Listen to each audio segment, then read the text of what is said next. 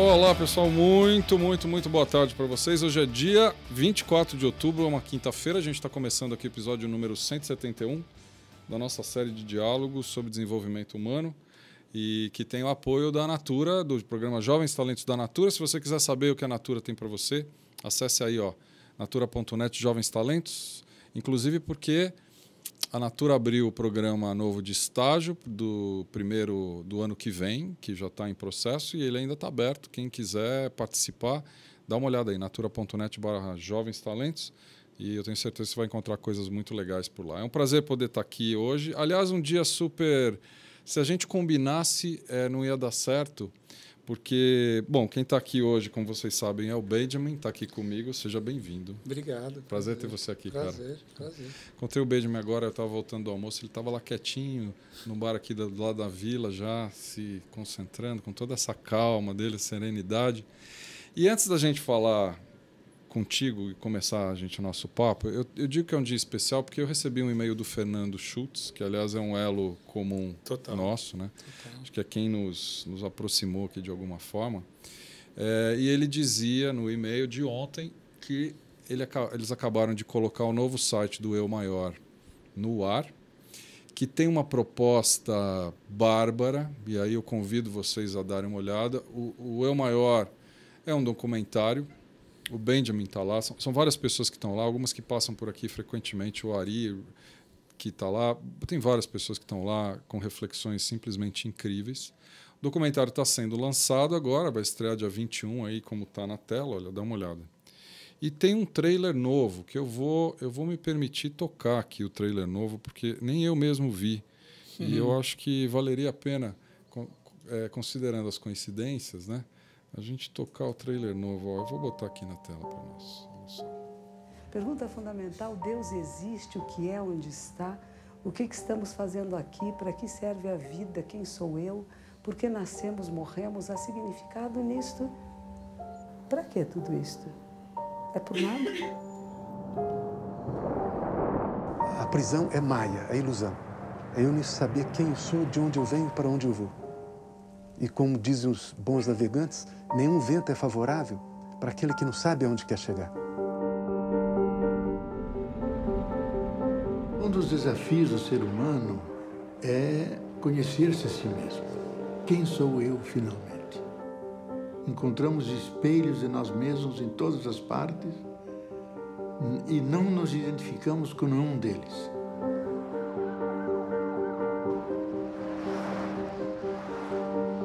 Quanto mais a gente conhece sobre as coisas, mais a gente desconhece também, mais perguntas surgem. E essa questão está ligada profundamente com a questão de quanto a gente pode conhecer do mundo.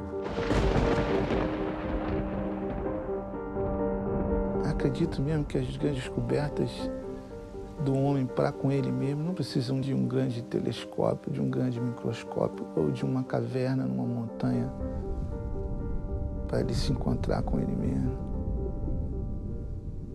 Deve ser mais corriqueira essa procura.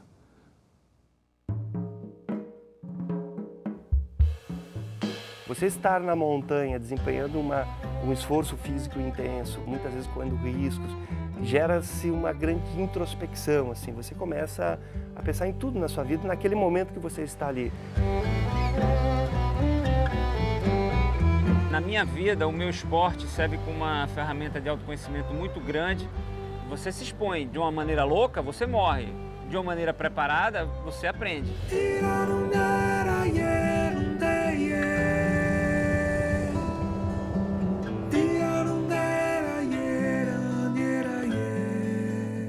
Eu cheguei aonde cheguei, que tudo que planejei deu errado. E a pura verdade. Ao contrário do que muita gente imagina, a gente não nasce pronto e vai se gastando. A gente nasce não pronto e vai se fazendo. o revelador acontece num momento muito fugaz. Essa eu acho que é a experimentação, esse eu acho que é o encontro com Deus, com a beleza. Nós somos únicos, ainda que iguais. E acho que a beleza da condição humana é essa possibilidade de você ser completamente original e completamente igual. É um paradoxo.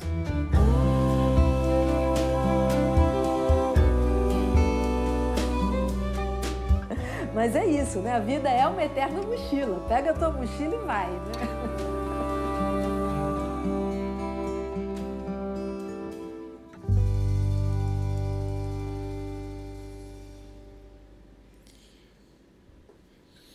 Olha, algumas poucas pessoas tiveram a oportunidade já de ver o documentário, o filme. Teve uma sessão especial aqui no Rio de Janeiro. E agora o filme vai ser lançado, definitivamente vai ser lançado, e já numa proposta nova incrível, né? No dia 21. Vale entrar no site, é o maior.com.br. É uma proposta, de novo, é tão inovadora quanto a forma que os meninos fizeram isso e tão delicada quanto os depoimentos das pessoas que estão lá. E você está lá, né? Estou lá. Aliás, num depoimento assim, extremamente emocionante, na minha opinião. Que legal. Né? Na verdade, o convite lá primeiro veio para fazer a trilha. A trilha musical do filme. A trilha musical. E depois veio esse convite para participar como entrevistado. E nós quero resgatar um pouco essa história, né? Na verdade, eu queria que você contasse um pouco dessa tua história. Porque você é um músico, segundo você mesmo, um músico que foi considerado velho para ser músico, né? Quando eu comecei a tocar, assim. Conta um pouco da tua história, Benjamin, pra gente.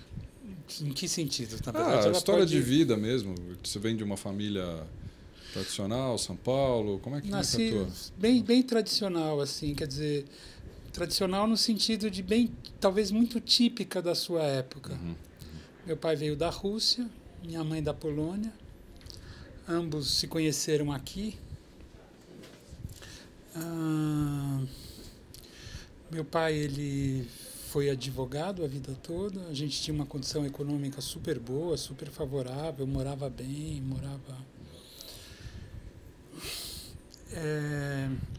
e talvez para desespero do meu pai, e de uma forma muito curiosa, todas aquelas que eram conquistas, né? Eram conquistas econômicas e tal. A mim interessavam muito pouco. Engraçado isso, né? Porque, claro, foi feita com esforço, né? E de fato, talvez porque eu nasci já nesse meio, então eu nasci de uma família judaica e também, assim, de certa forma, eu não me via muito ligado ao judaísmo dessa forma, então não tinha atração não tinha interesse, digamos, embora a gente vivesse as festas familiares, tudo, e fossem agradáveis, tudo. Eu não me via assim como... Eu desde muito pequeno, acho, de alguma forma, sempre me vi primeiro como brasileiro, que é toda essa mistura de gente o tempo todo, eu me sentia parte disso. E tem uma tradição judaica, às vezes, mais antiga, de falar eles, né? Eles é todo o resto da humanidade. Eu me via no eles. Você se via no eles? Eu me via no eles. Então, digamos assim, que eu não me senti muito interessado por esses valores e talvez eu não me vi muito...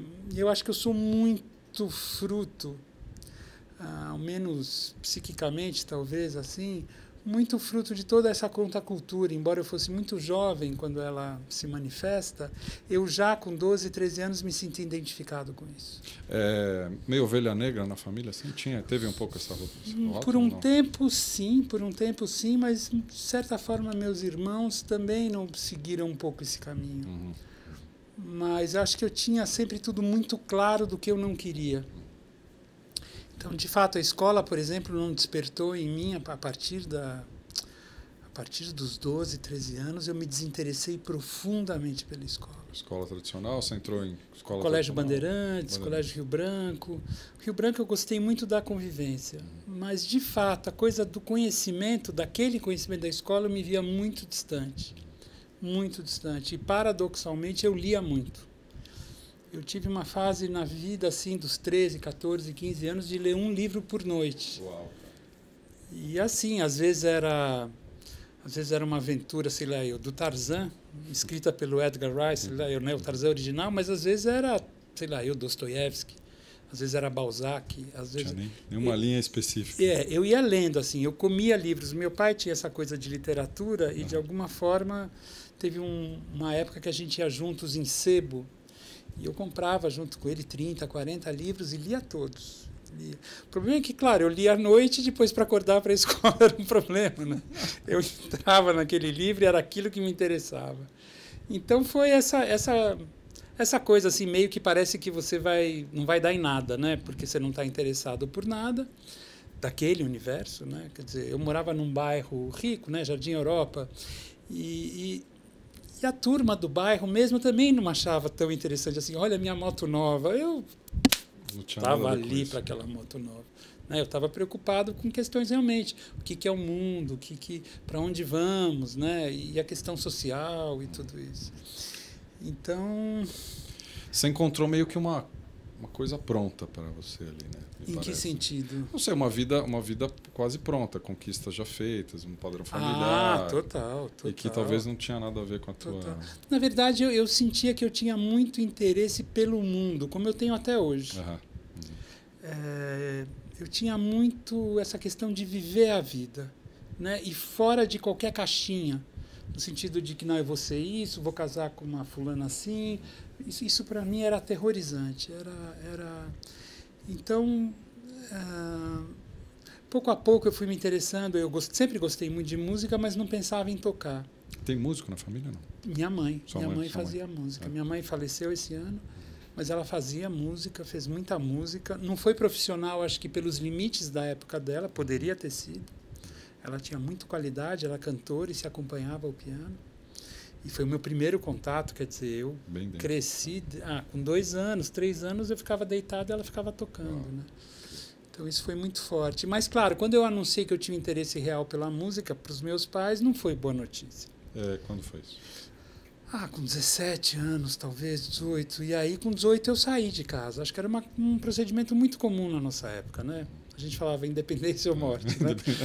E, curiosamente, eu fui trabalhar, já com 17 anos eu comecei a fazer isso, com produção de concerto, organizar concertos, principalmente de música instrumental brasileira, que acabou sendo o meu caminho como músico também. Mas você foi estudar música, não? Então, com 18 anos, quando eu saio de casa, eu começo a procurar professores. Eu decidi que eu realmente queria tocar. Eu estava trabalhando já organizando concertos.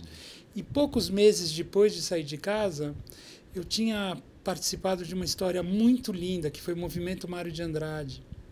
Isso em 74. O Movimento Mário de Andrade foi criado por um sujeito que eu acho... quase injustamente esquecido ou desconhecido, que é o José Luiz Paes Nunes. É um cara que trabalhou, um baiano, que veio para São Paulo e trabalhou muito pela cultura aqui, com ideias muito geniais. Um cara à frente do seu tempo, eu acho, na cultura. Eu tive a sorte de conhecê-lo através de um amigo, ele acreditou em mim e me deu um espaço para fazer coisas. Isso foi assim completamente inusitado. Porque é mais ou menos como chegar agora aqui um cara que você nunca viu, apresentado por mim, chega para você e fala, escuta, eu tenho uma ideia, você fala, legal, moleque de 18 anos, vai lá e faz. Ele me deu esse espaço. Eu fiz e deu certo. Que legal. Então ele me chamou para trabalhar com ele. Então logo depois eu já estava bem financeiramente, assim, porque super, porque era um trabalho bom e eu fazia ele direito, assim, eu gostava dele, eu tinha paixão por esse trabalho. E no meio, né, que você se identifica. Total. E aí eu comecei a tocar e fui procurar professores de piano erudito, porque eu achava que eu primeiro precisava ter técnica. E como eu organizava concertos, eu sabia quem eram os melhores. E eles realmente não quiseram me dar aula. Eles achavam que eu estava muito velho. Entendeu? Que engraçado isso. Mas, olha, hoje isso ainda existe forte. Na época, era realmente quase 40 anos atrás, Era muito... Isso foi na música erudita e na música popular também. Sério? Então... Aí tinha uma barreira aí para você entrar. Tinha, total. E foi aí que eu percebi... Quer dizer, eu só ouvi essa frase muitos anos depois, mas quando eu ouvi, eu pensei, foi isso que aconteceu comigo. Que é essa expressão que diz que às vezes você está condenado a ser feliz. Que você fala no filme. E que, aliás, eu tenho dado uma circulada em alguns eventos com os meninos, e em especial eles têm usado esse trecho. Não sei se você sabe disso, mas eles têm usado esse trecho, eles têm usado alguns trechos do filme para reflexão deles mesmos, né? E tem sido maravilhoso. E esse que você fala em especial, o Fernando tem usado muito e feito uma reflexão fantástica. Só para dar curiosidade para quem está lá ouvindo a gente. Tá, porque isso me obrigou, porque eu não me via não tocando a partir daí. Eu percebi que eu ia ficar muito triste mesmo, né? Isso que eu relato lá, né? E então eu sentei sozinho e comecei a quebrar a cabeça. Sério, eu sentei cara? Sozinho. Você foi autodidata? Então, essa coisa de ser autodidata eu acho muito relativo, porque eu sentei e comecei a tocar sozinho. Quebrar a cabeça até achar soluções. Então, isso nesse sentido é autodidata. Num outro sentido, quando você não tem um professor formal, todo mundo pode ser seu professor. Que legal. O disco é seu professor, o cara que toca bem é seu professor, o cara que toca mal também é, porque você fala assim, eu não quero. Você aprende com todo mundo. Que legal, né? Uma bela visão. Né? Mas é mesmo. É mesmo. Tem uma outra grande vantagem. Você nunca é formado, nunca ninguém fala que você está formado. Então você nunca deixa de ser aluno, entre aspas. Eu nunca me formei. Não se convence que acabou, né? Que eu estou pronto, né? Isso, nunca achei, né? Você vai achando que, isso hoje eu fiz legal, olha, descobri isso. Olha, mas é uma formação muito diferente dessa formação formal, onde um diploma te dá uma legitimidade. A legitimidade você só tem se criar. Claro. Entendeu? Então, que é com você mesmo, com o reconhecimento dos outros. Né? Dos seus pares. Que é a real... Que é o real diploma, na verdade, né? Eu acredito que é aquilo que faz você se sentir incluído, né? E de uma certa forma, eu acho que esse ponto de eu sou alguém, não sei, para mim nunca chegou. E de certa forma, sendo muito honesto, eu espero que nunca chegue. É verdade, porque aquilo que o Marcelo fala no filme Gleiser, né? Ele diz, quanto mais você conhece, né, aumenta a circunferência do que você conhece, aumenta a circunferência com que você não conhece. Claro. Né? Então, você tem mais perguntas. Eu tenho hoje, talvez, muito mais perguntas do que eu tinha. Agora, em algum momento você se achou aí, com todas as dificuldades. Musicalmente, sim. E como você se sentiu a partir daí? Olha, acho que isso é uma coisa interessante para falar.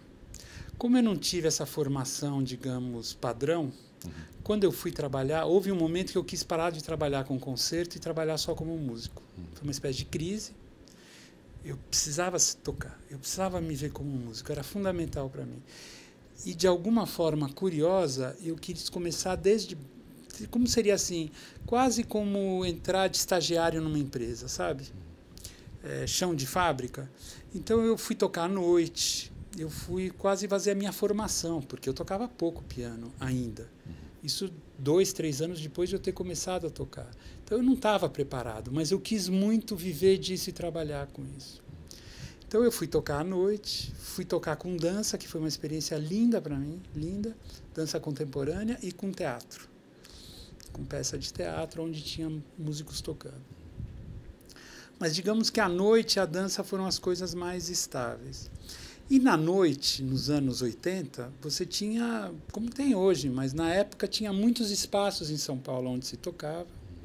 Era ainda um resquício da bossa nova dos anos 60. Você tinha grandes músicos tocando, grandes músicos. Mas muitas vezes esses músicos tinham uma visão muito específica de qual o papel do piano no jazz, qual o papel do piano na bossa nova ou na música instrumental. E eu, vindo com essa formação meio... mais eclética. Isso, mais assim, né? Não mais linear, experimentando, né? Isso. As pessoas me criticavam muito. Me criticavam. Pô, mas você não toca que nem fulano, você não tem o swing de ciclano, você não sei o que isso e aquilo. E eu resistia, sabe? Porque eu pensava, eu quero achar a minha voz, eu não quero tocar igual fulano. Né? Isso já era uma coisa que eu identificava, né? Eu via músicos muito bons tocando que nem fulano ou ciclano, eu pensava, bom, esse cara não tem muito futuro, porque o máximo que ele vai ser é uma ótima cópia. E olha que se trata de uma música criativa, com improvisos e tal. Eu tive um momento para mim, quando você pergunta desse momento, eu posso até te dizer quando foi. Eu tocava num lugar à noite, vivia isso, tocavam muito bons músicos. Piano, né? Piano é o teu instrumento, né? Piano é meu instrumento. Piano é um mundo. Imagina. Sim, nossa. Sim. Piano é a galáxia. Ali cabe tudo. E aí eu tocava num lugar com bons músicos e que eu vivi esse processo nesse lugar. As pessoas me criticavam, tocavam comigo, eu estava contratado, quer dizer, não era que era uma droga, né? Sim. Senão eu não estaria lá, estaria outro. Mas eles pagando para isso, mas eles ficavam me criticando. E surgiu essa cantora, nunca vou esquecer isso, não sei se ela tem, mas que era a Flora Purim, uma cantora brasileira que tinha ido há muitos anos para os Estados Unidos e tinha tido uma carreira incrível lá, casada com a Ayrton Moreira. E a Flora Purim vai nesse lugar, porque ela era amiga do outro pianista. Ela me vê tocar e ela chega para mim e fala assim, olha, eu gostei tanto de você tocando que eu queria te convidar para ir para os Estados Unidos. Eu te ofereço minha casa, você pode ficar morando lá, porque eu acho que os pianistas lá vão gostar, os músicos lá vão gostar de te ver. E eu acho que você pode fazer uma carreira lá. E isso foi um negócio meio assim. Uau. Né? Uau, porque ela tinha tocado com alguns dos melhores pianistas de lá. Então, eu não aceitei. Eu não... Sério? Não fui. Imagina. Sério? Já te explico também por quê. Porque eu não fui. Estou imaginando seus pais, cara. Seus pais deviam sofrer muito, realmente. Não, eu não fui porque eu já tinha um filho. Ah, tá. Você tinha vínculos aqui. E eu morava, eu e meu filho. Ah, bom. E eu curtia muito tudo isso. Para mim era um prazer incrível essa experiência. E eu tinha assumido para mim mesmo que eu ia vivê-la até... Quer dizer, que eu não ia viajar... Plenitude, né? E até ele, digamos, ser bem mais velho. Mas nesse momento morávamos nós dois. Então, para mim, era... Mas aquilo me deu muita força. Aquilo, para mim, foi um sinal de... Opa! Então, eu acho assim, porque às vezes você tem uma percepção de alguma coisa, né? É difícil isso, né? Porque não é ser teimoso, é acreditar de fato em alguma coisa, né? Eu tentava explicar, mas depois eu desisti de explicar, porque acho que as pessoas não...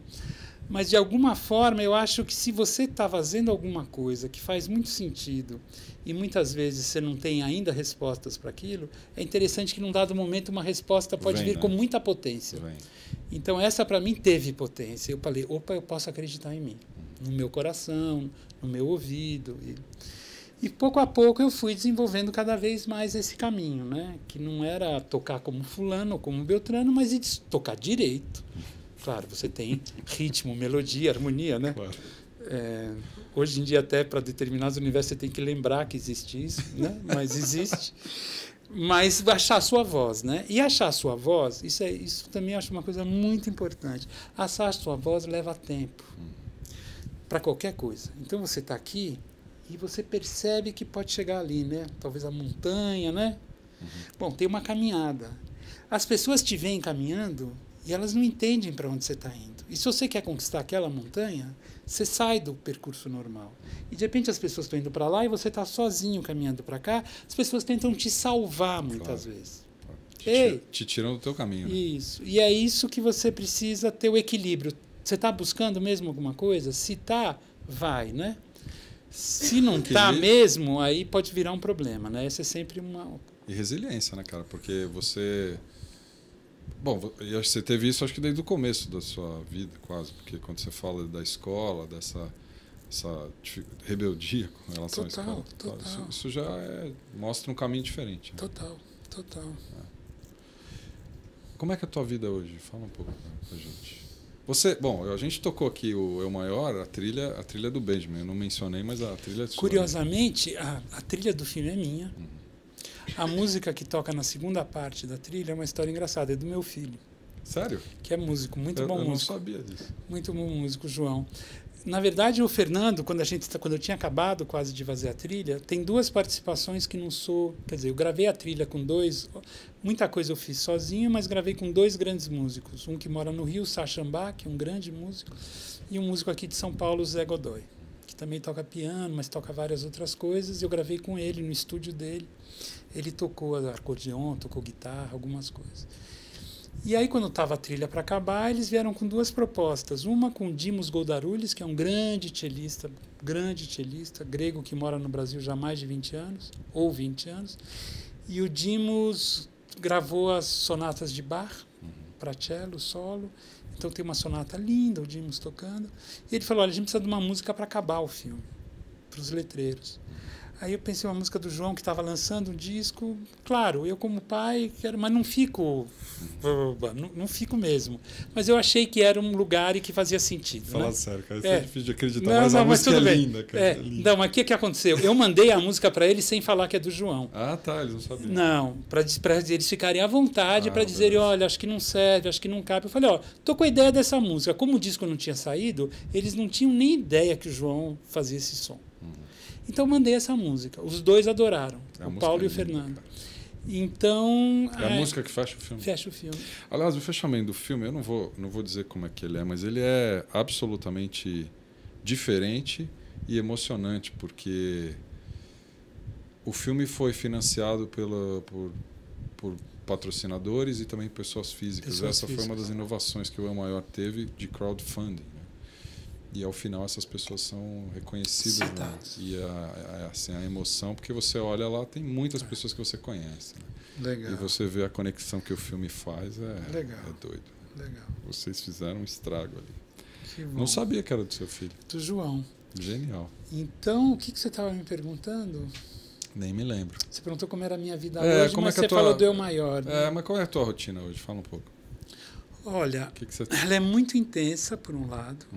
Porque, bom, eu tenho minha vida como músico, tive esses anos todos, eu tenho uma atividade assim de pensar projetos e de pensar programas de música, é uma coisa que as pessoas me chamam muito. Durante 12 anos eu fiz um festival grande em Salvador, isso acabou me levando a participar de redes pelo mundo, de música do mundo, de festivais, então eu faço parte de uma rede na Europa, que é o Fórum Europeu de Festivais de Música do Mundo, e faço parte de uma rede aqui na América Latina, que é a DIME, uma rede da indústria da música. Mas essas redes se encontram. Eu acabo encontrando 3 vezes por ano essa da Europa, essa daqui eu vou agora para a Colômbia, para o encontro agora, semana que vem. Bom, então, assim, a viagem nos últimos 5, 6 anos é parte da minha vida. Frequente. Por exemplo, esse ano eu saí muito do país. Eu fui para Israel, fui para Azerbaijão, fui para Turquia. Isso ajuda o músico, né? Você vê outras realidades. Muito. É inspirador, né? Total. É muito inspirador para a vida. Diversidade é inspirador para o meio artístico. Diversidade é inspirador para a terra tudo, né? E é inspirador para a gente, né? Para tudo. Quando você tem barbárie, é o oposto disso. Barbárie é quando você tem ou a diversidade sem conversa nenhuma entre si, ou a uniformidade. Né? Eu quero te fazer uma pergunta sobre a música no Brasil. O que você acha? Como é que está a música brasileira hoje? Né? Mas antes de fazer uma pergunta sobre a música brasileira, eu queria aproveitar um pouco da tua história e te perguntar como está a educação brasileira. Porque a gente começou falando da tua história aqui, você mencionou a Ana, que já passou aqui na série de diálogos que a gente tem sobre educação. Qual é a tua opinião sobre educação? Eu acho que a gente vive um grande problema nessa área, né? Eu tendo a acreditar, essa é até uma conversa que a gente teve um pouco lá embaixo, mas eu acho assim, o Brasil tinha um projeto real assim de país antes da ditadura. Né? A escola pública era boa no Brasil. É verdade. E o Brasil tinha outra dimensão como país, né? Quer dizer, quando você tem o projeto da ditadura, que não é só no Brasil, né, em toda a América Latina, você tem um esvaziamento de todas essas questões, né? Você começa a ter... Primeiro você começa a ter a coisa mais tecnicista, né? Quer dizer, tudo está voltado a você conseguir um emprego e operar dentro de uma estrutura na sociedade para fazer aquela máquina funcionar. A educação vai perdendo esse ar humanista, né? Isso passa a ser uma coisa quase de perda de tempo. Ficou industrial, né? Isso. Industrial. Vai ficando industrial. Então, isso é primeiro. Você poderia ter isso de maneira competente. O que você vai tendo, pouco a pouco, é isso de maneira extremamente incompetente. Eu acho que a educação sempre vai estar ligada à qualidade das pessoas que regem o destino de um país. Claro. E eu acho que a qualidade da liderança que a gente tem hoje no mundo muito baixa. E caindo, né? Talvez. Não sei que se cai, espero que não, porque já está tão baixa. Mas eu acho muito baixa. Então, por exemplo, essa obsessão e uma espécie de fantasia que se criou sobre o consumo tem tornado a vida humana, a experiência humana na Terra, horrível, tão pobre. Eu não vou esquecer, eu fui casado com uma pessoa que eu gosto muito dela. E somos muito bons amigos. E eu me lembro de assistir o filme Avatar. Ela é bióloga, Rita Mendonça. E eu me lembro de assistir o filme Avatar. A gente foi os três. A gente tem uma filha juntos, adora. E então a gente foi assistir. O João é filho de outra mãe. A gente foi assistir o Avatar juntos. E na saída do cinema, a Rita falou um negócio que eu achei tão incrível. Ela falou assim: a Terra é tão mais bonita. É verdade, né? E eu pensei, caramba, aquilo ninguém é tão hostil, né? Não, ninguém tem noção dessas inter-relações que acontecem na Terra, de como que às vezes as pessoas vão agora, a ciência pouco a pouco se aproxima, e as pessoas não percebem isso, as pessoas estão completamente intoxicadas, né? Então eu sinto que toda essa direção, tudo isso envolve educação, né?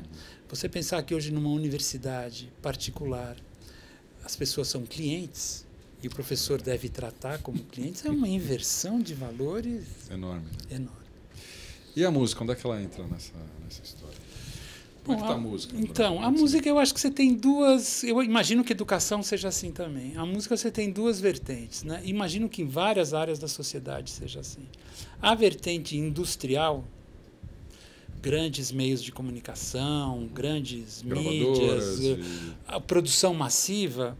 Eu acho que vai pior do que nunca. Pior do que nunca. Eu acho que as pessoas, assim, elas querem vender. Então, elas fazem aquelas reuniões nos estúdios para ver o que pode vender. E se o nego falar que vai vender, mostrar o sexo, o nego vai pôr. Porque ele precisa fazer dinheiro. Entendeu? Então, assim, não existe a menor preocupação com a ideia, com a instância da criação, com o ser humano, com a arte como veículo para um ser humano melhor. Não existe isso. É assim. Vamos vender. Se vai piorar o cara, é problema dele. Entendeu? Isso eu sinto que é essa. Não quer dizer que você não tenha coisas muito bem feitas nessa indústria, né? Eu acho que teve aqui o Rock in Rio, veio a Beyoncé, veio com uma super banda, os músicos tocam muito bem. Isso é interessante de ver, né? Eu acho que a gente tem que ter a cabeça aberta, né? Não pode fechar a cabeça. Do outro lado dessa arte artesanal, onde de fato existe uma busca primeiro de quem faz, né? Uma busca assim pelo sentido da vida mesmo, de como aquilo pode se manifestar musicalmente, ou por um aperfeiçoamento, ou por uma conquista. Curiosamente, isso também está muito vivo, só que numa escala muito pequena. Ou seja, é chácara, não é nem sítio. As pessoas estão vivendo nas suas chacrinhas, o que talvez seja o que vá salvá-las. Porque... São nichos, né? São nichos. E que hoje, no dia de hoje, dá para viver no nicho com qualidade de expressão, com os meios todos digitais. Tem uma ilusão dos meios digitais. Tem. Profunda, profunda. Até ontem eu vi uma página diz quais são os sites mais visitados em cada país, né? E sem dúvida, Google está em 70% do mundo e Facebook no resto, e na China tem um que chama Bidu, não sei. É isso mesmo. Bom, o que acontece? Não vai te trazer recurso, em princípio, a internet, mas ela é um aliado, sim. Quer dizer, a internet, nesse momento, paga mal ao músico. Spotify, que é uma onda recente, paga muito mal. Parece que 4 milhões de vezes menos que um disco. Agora, na hora que você fala de iTunes, por exemplo, gente vendendo faixa musical e não só disco, como é que é essa...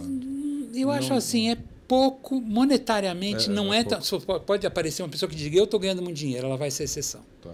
As pessoas ganham menos dinheiro na internet, hoje eu sinto que a coisa é tocar. O que é uma coisa legal, tocar ao vivo. E, de certa forma, você também tem mais chance de vender seus discos no show. No show, em qualquer show. Curiosamente, todo mundo diz o disco está morto, o disco está morto.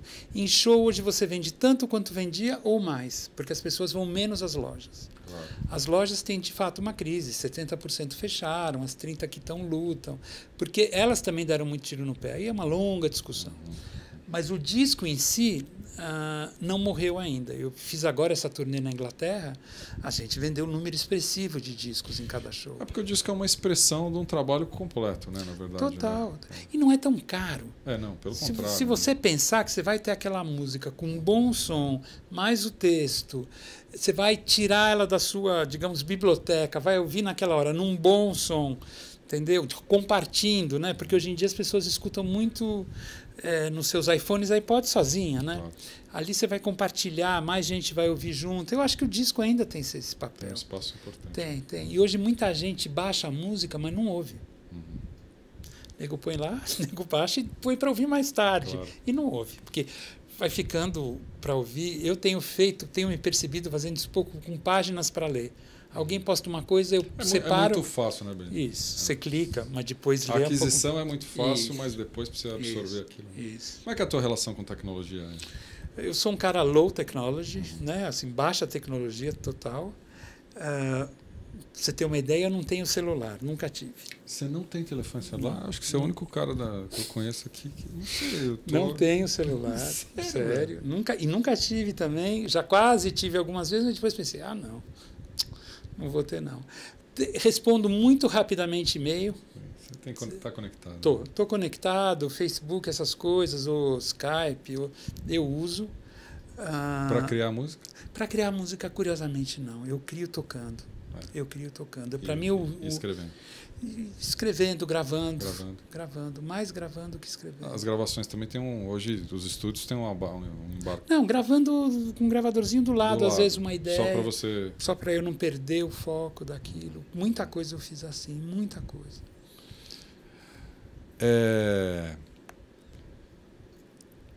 Você recebeu um convite para ir para fora, você não foi por causa dos seus vínculos. Hoje você já está mais... Você falou que está viajando, e daí...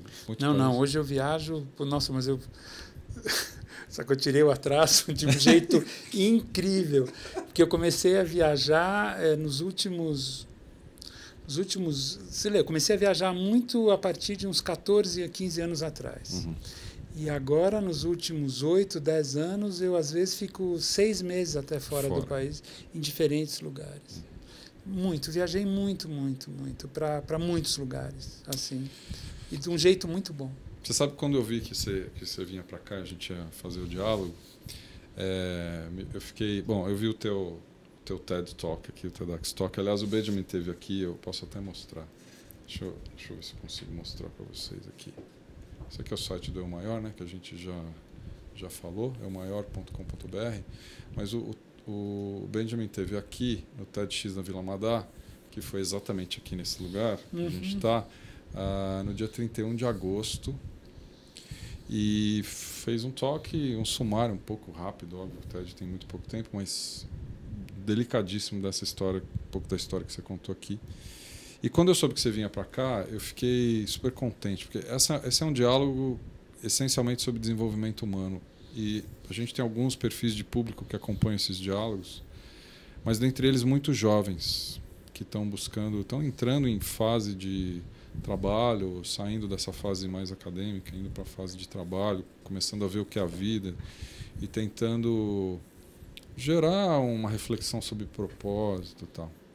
E quando eu soube que você vinha para cá com essa tua história de você ter toda uma base familiar, uma base financeira, social, que talvez qualquer pessoa almeje na tua família, e você olhar para isso e falar, cara, mas não é aqui que eu estou me vendo, né?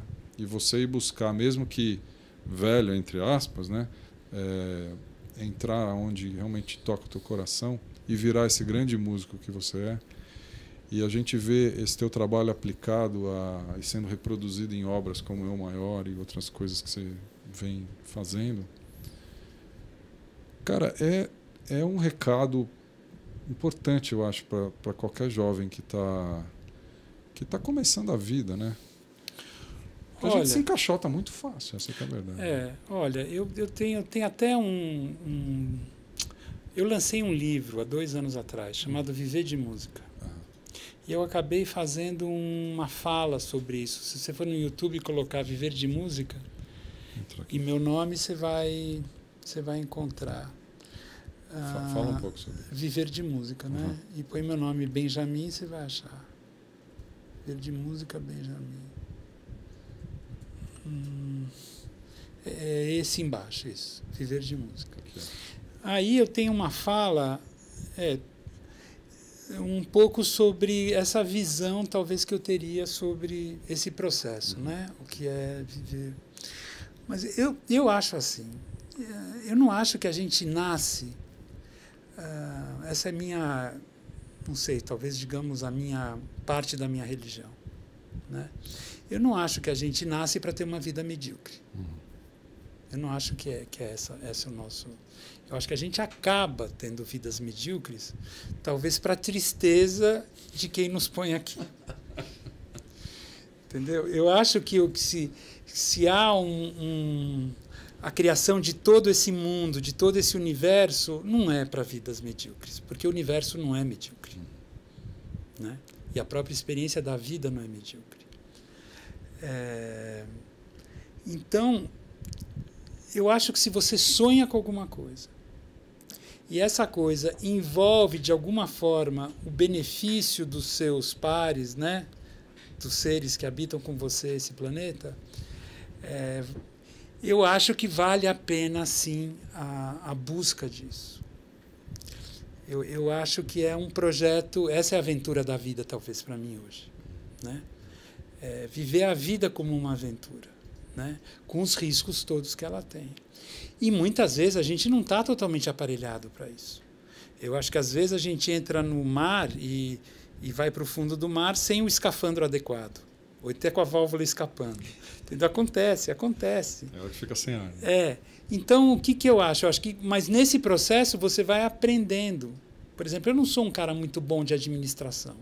Então, como todas as minhas escolhas foram que eu teria que ser o próprio gerador dessas ideias, teria sido talvez um pouco melhor eu ser um cara mais capacitado, digamos, administrativamente. Mas tudo bem, eu estou aprendendo isso. Talvez não é uma coisa que eu tinha que aprender. E sigo aprendendo, né?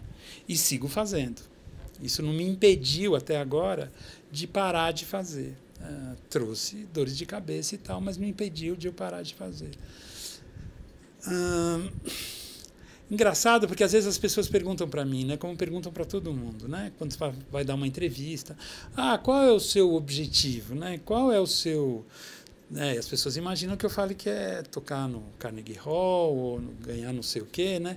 Meu objetivo é continuar fazendo o que eu faço. Se eu puder fazer o que eu faço, eu estou muito feliz. Entendeu?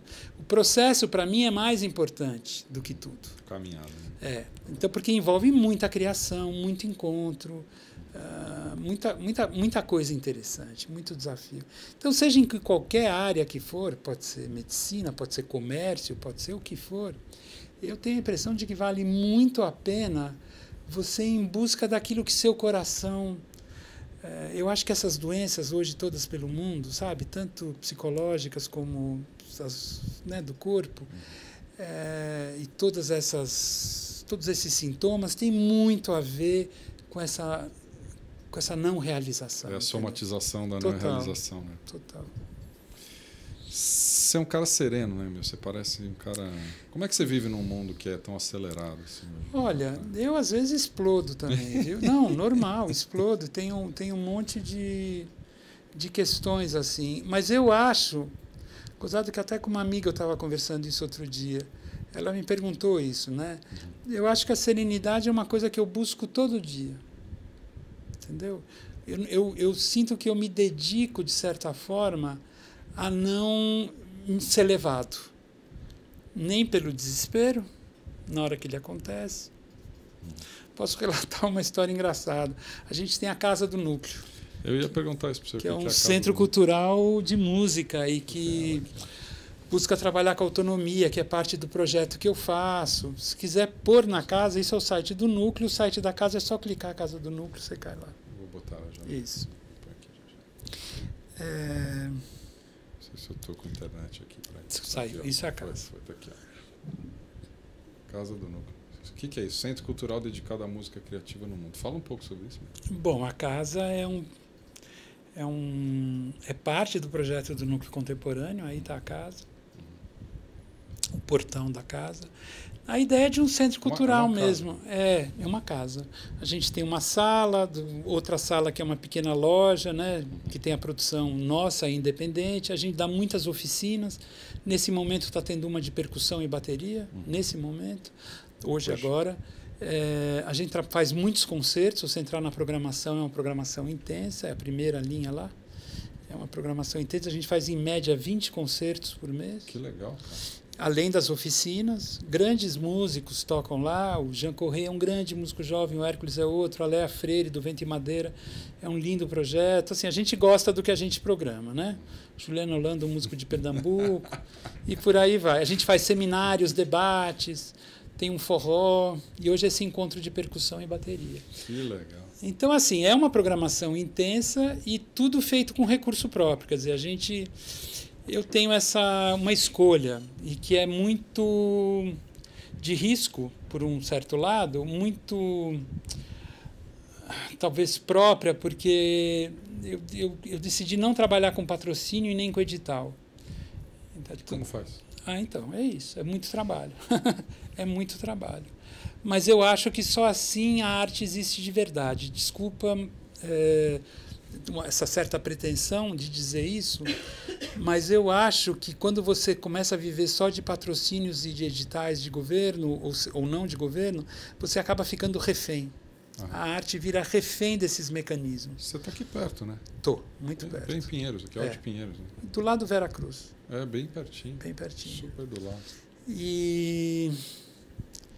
Então, o esforço da gente é para que a gente consiga isso. Isso é a sala da casa, a parte de concerto. Que legal. O esforço da gente é para que o público venha. A gente precisa formar público. Eu acho que esse é um problema da música nos últimos 20 anos. As pessoas pararam de buscar público acreditando que não interessa a ninguém o que elas fazem, que elas são um pouco coitadas, que é culpa do sistema e que só se vê apoio. Eu acho que tem um lado que é verdade. Tem uma questão, a rádio é dominada pelo jabá, você tem questões, né? A música que a maioria da população ouve é ruim, mas eu acho que a gente tem que fazer um movimento próprio, entendeu? A cultura precisa olhar um pouco a sua própria ecologia, sabe? A sua rede de relações e ver como se mover a partir daí. O que eu sinto é que as pessoas têm ido muito direto, hoje em dia, um curso de produção cultural. Você vê assim, curso de produção cultural, aprenda a fazer projeto e vender. Isso não é produção cultural. Isso é uma área de 5%. Produção comercial, né? Isso é uma área de 5%, 10% da produção cultural. Produção cultural são outras coisas. As pessoas vão perdendo essas outras coisas. Pensar a cultura do seu país, pensar em como comunicar diretamente, pensar em como trabalhar com valores ligados a essa cultura, a esse mercado. Isso, ao se perder, São Paulo agora está recuperando um pouco isso. A gente tem o nosso espaço, existe mais 15 hoje na cidade, independentes, o que eu acho muito saudável. Você tem espaços ótimos, Casa de Francisco, a Serralheria, Jaz nos Fundos, Jaz B, Mundo Pensante, são vários. E eu acho que isso é um sinal de quase de de saúde cultural da cidade. É importante. Né? Você não pode ficar só dependendo da benesse, do olhar generoso daquela pessoa para o seu trabalho. Isso enfraquece o seu trabalho. Enfraquece. Você tem que acreditar nele. A Cris está aqui no chat, está acompanhando a gente aqui, está te perguntando se você chegou a participar de algum concerto do André Rieu na Europa ou no Brasil. Não. Minha música é um pouco distante da música dele. A música dele tem essa coisa mais de entretenimento, mais assim, para o grande público. Ele toca sucessos com violino e orquestra. A música que eu faço, ela é mais introspectiva, ela é mais voltada menos ao entretenimento. Você mencionou a Beyoncé, que teve no Rock in Rio, teve aqui em São Paulo também, fez shows, né? E eu sou um fanático do YouTube, porque primeiro o trabalho que a gente faz aqui não tem como, né? O YouTube é um instrumento básico de trabalho, né? Claro, é seu parceiro de bar, claro. De bar. Você abre uma cerveja e fala, vamos lá, YouTube. Exatamente. Fala aí. Mas eu fico muito curioso. Eu acho, eu não gosto desses mega shows, essa distância do artista. Eu não tenho nenhum tino musical, mas adoro música. E essa distância do mega show, do mega artista, né? É muito, muito duro você ter relação de fato com a arte do cara, né? Mas outro dia eu estava navegando no YouTube e eu peguei uns vídeos da Beyoncé totalmente amadores, dela fazendo algumas... Um ensaio, né? Não, micro apresentações, por exemplo. Ela teve outro dia num hospital em Nova York. Ela foi fazer uma visita ao hospital, ela levou 2 ou 3 vocals dela e de repente ela sentou num sofá e cantou 3 músicas a capela, praticamente. Uma pessoa com violão lá, ela cantou 3 músicas absolutamente a capela num lugar, um hospital, provavelmente gente de várias idades com câncer, quer dizer, uma situação... Cara, ela cantou 3 músicas e estão no YouTube com esses vídeos de celular, né? Assim, é de arrepiar, assim, barbaramente, né? Primeiro que ela escolheu bem as músicas e depois porque dá uma sensação de você ver o artista de perto, assim, sem mega produções, sem... Sabe o que acontece? Eu acho que os Estados Unidos são os criadores dessa indústria. E eles, eu acho que eles vivem um pouco ainda o que o Brasil viveu nos anos 70, que a indústria ainda tem critérios de qualidade, mesmo nessa massividade lá dentro, especialmente dos Estados Unidos. Então, você tem talentos que são talentos verdadeiros. Não é um só, são vários. Bruce Springsteen esteve aqui e todo mundo pirou com o cara. Quer dizer, o cara sobe no palco e faz o que tem que fazer. Então você ainda tem isso, né? Aqui o jogo mudou. Não porque aqui é pior, é porque é a mesma indústria. Sim, são as majors, entendeu? Só que elas olham já como quintal para o projeto delas. Então, aqui ficou radical. Quer dizer, nos anos 70, por exemplo, você imagina que um músico como Egberto Gismonti gravava no que seria hoje a EMI. O Milton Nascimento também. Projetos totalmente alternativos. A Philips, que hoje seria Universal, tinha uma coisa de música instrumental, um selo dentro da Philips. Porque eles queriam ainda ter uma imagem boa. Hoje em dia, eles estão nem aí. Estão nem aí. Porque, de fato, a sensação que eu tenho é que quando você consegue chegar perto... Tem o Jason Mraz, por exemplo, é um outro exemplo de caras que... Ele põe um monte de vídeos lá que são feitos sem menor pretensão e que geram proximidade, né? E você vê o talento do cara de perto, né? Você viu o concerto. Eu vi um concerto, acho que foi da Natura mesmo, lá na frente, com um convite. Eu fiquei lá na frente vendo o Sting. Uau. O cara vira um gigante no palco, né? Um negócio impressionante. Então você tem esses valores, né, nessa indústria. Talvez você tenha dificuldade para renovação. Quer dizer, esses grandes nomes, como Led Zeppelin e tal, vêm dos anos 70, Polícia anos 80. Você tem menos, digamos, grandes talentos hoje, né? Por quem, Bedman? A indústria. Escolhas da indústria. Os talentos estão aí. Eles estão, mas não conseguem... A indústria não tem interesse. Houve uma grande virada da indústria nos anos 80. Opções mesmo de mercado, estratégicas. o diretor artístico perde a função ou a importância, o comercial sobe, o produtor ganha relevância sobre o músico, porque o músico dá muito trabalho, o produtor dá menos. São estratégias, mercado. Aí vamos comprar, né, o jabá se fortalece. Claro. E é uma pena, eu acho, porque a própria indústria vai se matando. Ela não entende que ela precisa da mágica para viver. Ela não quer correr mais esse risco. Ela precisa da arte, né? É. Não tem dúvida. E aí ela mesma dá um tiro no pé. A música está muito trabalho? Vou te contar um negócio engraçado. Não, te contar um negócio engraçado. Nessa caminhada do Núcleo, o Núcleo é um projeto que a gente começa, também é uma longa história, nem sei se dá tempo de contar aqui. Mas o Núcleo e a casa é um reflexo, é um efeito, né? É uma consequência do Núcleo. Mas o Núcleo mesmo, ele surge e a partir do Núcleo, sei lá, eu pensei em inúmeros projetos e muitas vezes eu fiz concertos e apresentações com 20 músicos, todos dialogando de diferentes vertentes, música tradicional, música eletrônica, música experimental, o que for. Eu nunca tive problema com ninguém, quase. Assim, já viajamos em grupo em tantas vezes. Eu acho que um músico, quando ele toca a música que ele quer tocar, que ele faz com o coração, e se você tratar ele minimamente com as condições de qualidade de vida, sabe? Que não é hotel 5 estrelas, mas é um hotel 3 estrelas e meia. Você tem um companheiro genial, engraçado, inteligente. Eu me sinto muito numa... Pra você ter uma ideia, a gente já fez quase 450 concertos na casa, em 2 anos e pouco. 450. Posso dizer que eu nunca tive problema com nada. E a casa vive de ingresso. Vive de bilheteria. Para os shows, para as oficinas, né? Tem um consumo de bar, mas a gente não faz o formato do concerto com mesa de bar. Entendeu? Então, o consumo é antes ou depois. O concerto é o concerto. Concerto é o concerto, as pessoas ficam em silêncio. Então, isso... Eu estava falando que ela fica aqui perto. Padre Cerda, do 25 Alto de Pinheiros. Isso. É bem próximo daqui. Bem próximo. Bem do ladinho. Então, eu posso dizer que eu nunca tive nenhum tipo de problema com músico. Qual é o público? É diverso. Porque a programação é diversa, né? Diverso. Tem estudante de música, tem músico e tem pessoas que gostam de música e vão. Assim, todos que vão gostam de música. O cara não tem porquê, porque não é balada. Claro. Às vezes a gente faz umas festas que são muito legais também. A última que a gente fez foi o aniversário do Itamar Assunção. Foi lindo. Que legal. Com a filha dele, foi lindo. Foi lindo. Lindo. Aí é uma festa mesmo, aí bomba.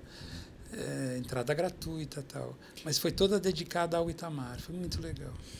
Onde é que música e educação se cruzam? O tempo todo. Música na escola, música no processo educacional? Não, eu acho assim.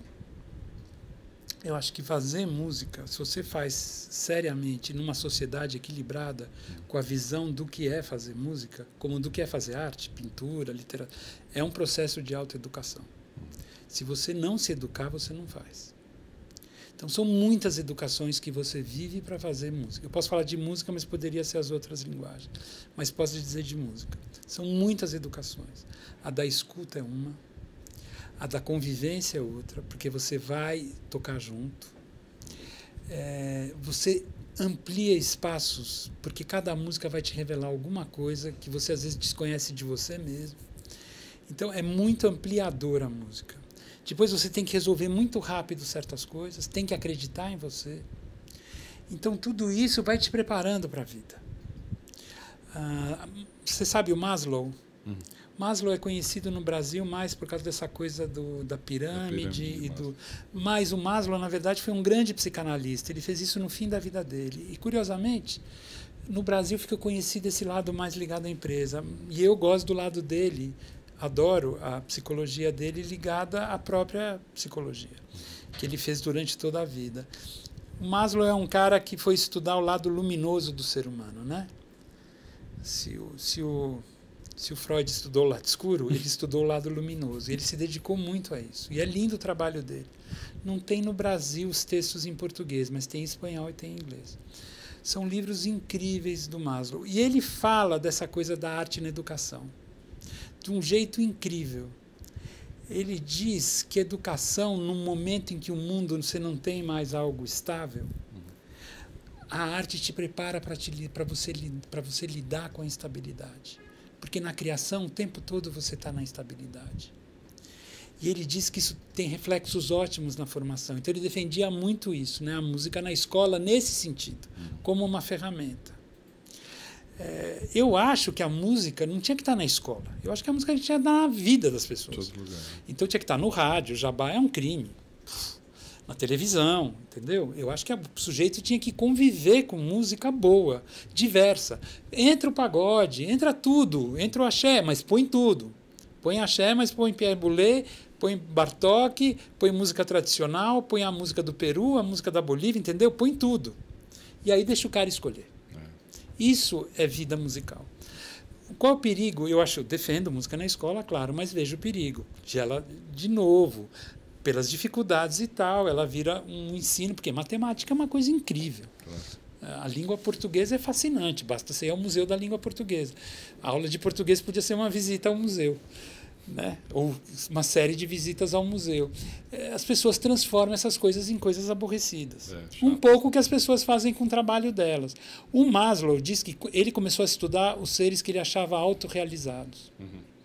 Ele começou a estudar professores da escola dele, uma antropóloga chamada Ruth Benedict, que é uma famosa antropóloga, e ele achava que ela era uma pessoa autorrealizada e pediu para estudá-la. E ele falou que ele achava que os artistas seriam os autorrealizados, né? E ele descobriu que grande parte não. Quer dizer, há muito músico e artista que também faz da sua vida algo, pode fazer da sua vida algo chato e miserável. Quer dizer, está na sua mão, você tem as ferramentas, né? Mas talvez a ferramenta maior seja você mesmo, não o que você está fazendo. Vou explorar você mais um pouco. Claro, com prazer, com prazer. Com interesse pessoal agora. Claro. Posso, Ira?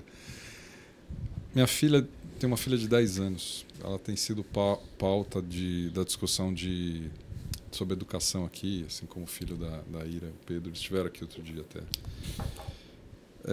Eu percebi que ela faz uma aula extracurricular de violão, começou há pouco tempo atrás, mas tem um professor que eu imagino que seja um cara muito especial, porque vejo pelo repertório, inclusive, ela vai de Luiz Gonzaga aos Beatles, passa por toda uma... É incrível ver isso, né? Daí eu percebi essa vontade dela, esse gosto que ela tem, não sei se tem talento para isso ou não, mas enfim, tem vontade e gosta. E daí eu modifiquei um espaço na minha casa, que é bem numa área transitória da casa, entre a cozinha, os quartos e a sala. É um lugar que todo mundo passa várias vezes por dia. E eu transformei esse espaço, não vou dizer que é um espaço musical, porque eu simplesmente fiz o seguinte, eu botei um violão, um banquinho e um lugar para ela colocar... Você está esperando o João Gilberto chegar. Eu estou esperando o João Gilberto. Espero que não, mas enfim. Fiz um lugar onde o violão dela fica à vista, totalmente lá. Enfim, está lá o violão. Ela passa várias vezes vê. E o que eu percebi é que ela para lá muitas horas. Ela está passando para ir, sei lá, fazer alguma coisa, de repente ela para lá, pega o violão e fica muito tempo. De manhã, de tarde, de noite... Lindo. E vi que ela tem... Assim, ela gosta de fazer isso, porque ninguém faz isso, né? E me parece que tem um professor também que tem delicadeza em tratar isso. Por mais que ela não tenha eventualmente talento, eu não sou o cara que consegue avaliar isso, né? Mas eu vejo que ela gosta disso. O que eu faço com ela? Deixa eu te falar uma coisa. Primeiro eu queria te falar que talento é uma coisa muito relativa. Talento, você tem pessoas que de fato desde criança manifesta uma aptidão, se isso é talento ou não sei, mas é aptidão.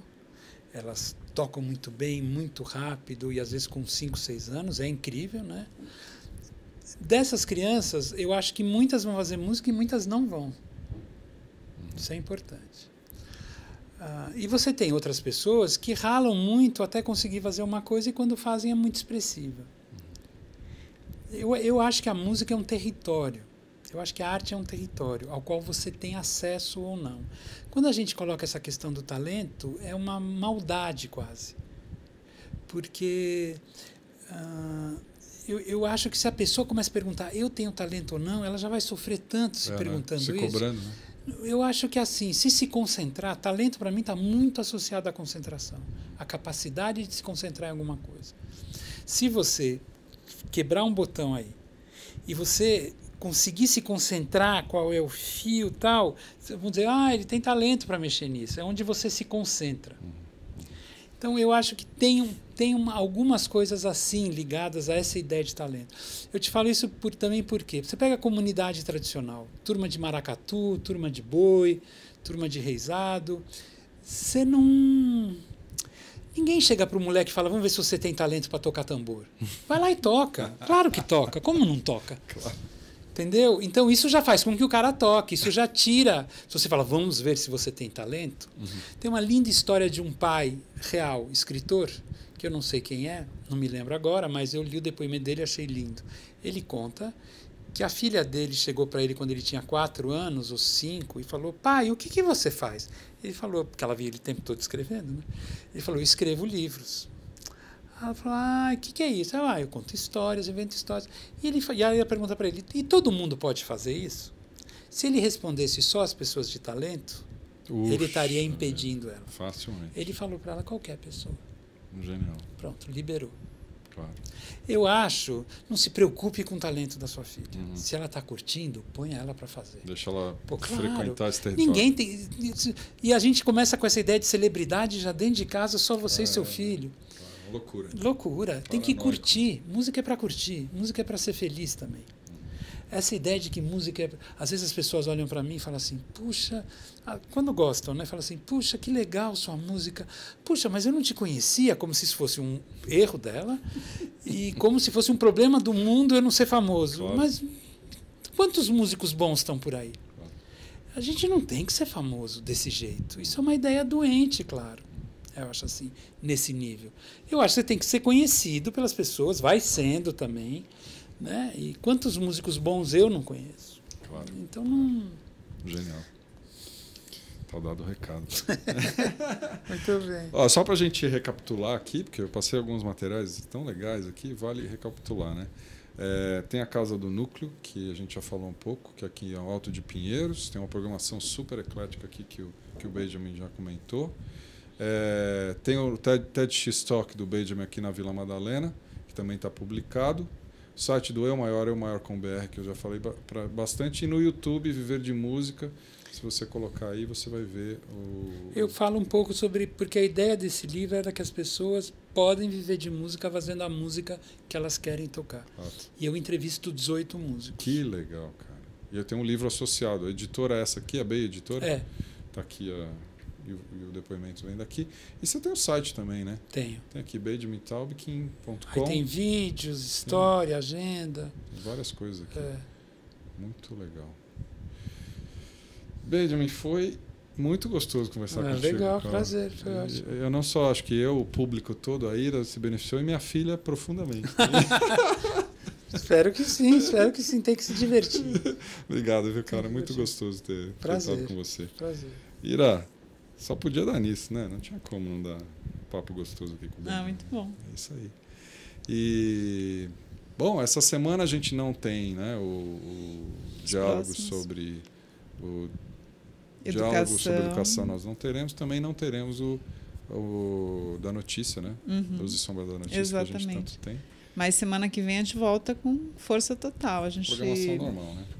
Ainda na linha do Eu Maior vem a Armand Jacói. Ela vai estar aqui semana que vem. Semana que vem, quinta-feira, às 15.